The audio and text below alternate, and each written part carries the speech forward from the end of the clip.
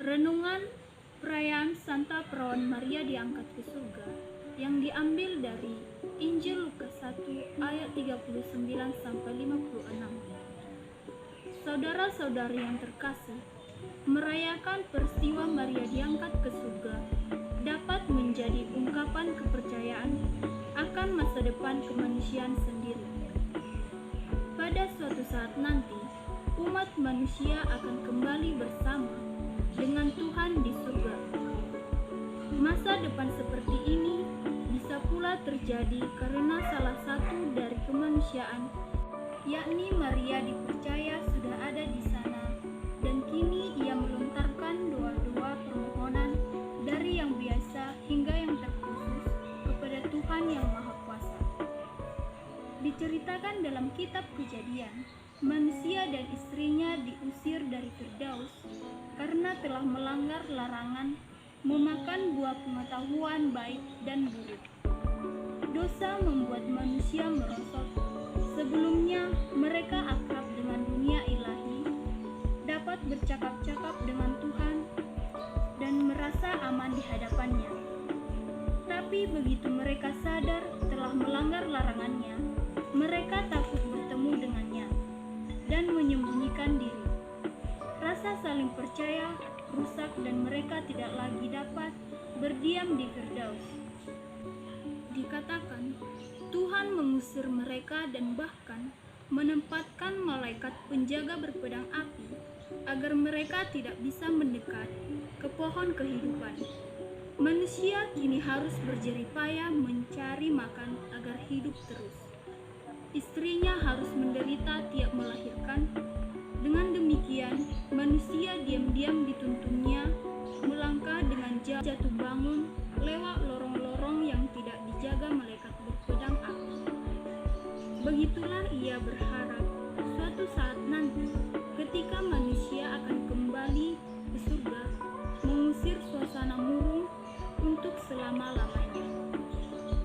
Hari ini dirayakan kembalinya satu dari keturunan yang telah terusir dari Firdaus tersebut. Bukan itu saja, dirayakan pula pulihnya suasana gembira di surga.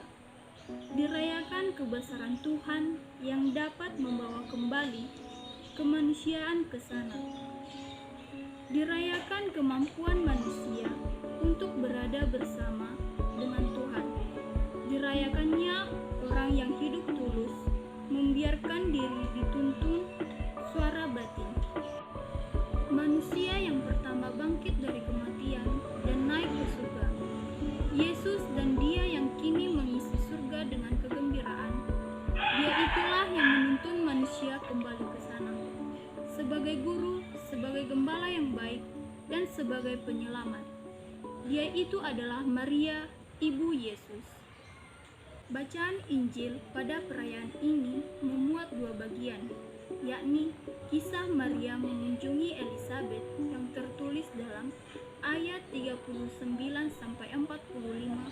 dan Kidung Pujian Magnificat yang tertulis dalam ayat 46-55 yang berakhir dengan ayat 56 sebagai penutup.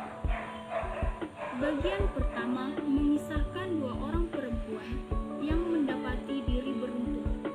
Elisabet yang termasuk kaum yang kena aib karena tidak mengandung sampai usia senja, kini akan melahirkan Yohanes Pembaptis, dan dia yang masih ada dalam rahim itu melonjak kegirangan mendengar salam yang diucapkan Maria yang datang berkunjung.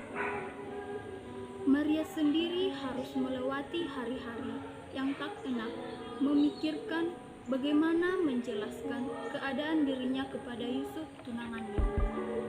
Ia bertanya kepada malaikat yang datang kepadanya, bagaimana mungkin semua hal ini terjadi? Jawab malaikat menunjuk kepada Roh Kudus.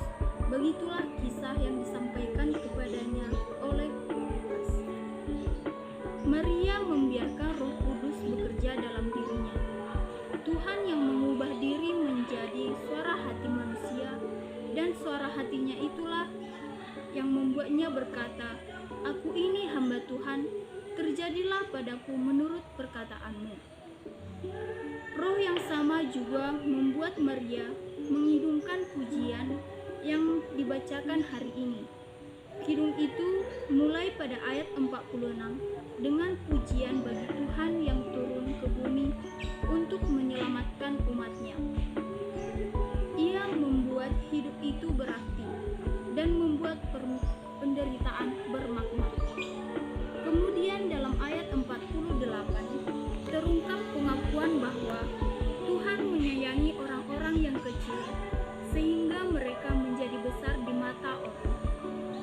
Tak perlu kita tafsirkan ini sebagai teologi pembalikan nasib orang miskin menjadi orang kaya dan orang kaya menjadi melarat. Ayat itu mewartakan kebesaran Tuhan yang tidak takut berdekatan dengan orang kecil. Bahkan karena tindakan ini romantik, ideal, melainkan orang kecil dapat memberinya naungan dan mengurangi kesepiannya. Orang sederhana biasanya ingat Tuhan dan itu cukup membuatnya menemukan kembali secercah kegembiraan yang telah hilang dari surga dulu. Ayat selanjutnya yakni Lukas 1 ayat 49 sampai 55 berupa pembacaan kembali riwayat terjadinya umat Israel. Ditekankan tindakan-tindakan besar Tuhan yang membela orang-orang yang dikasihinya di hadapan pihak-pihak yang menindas mereka.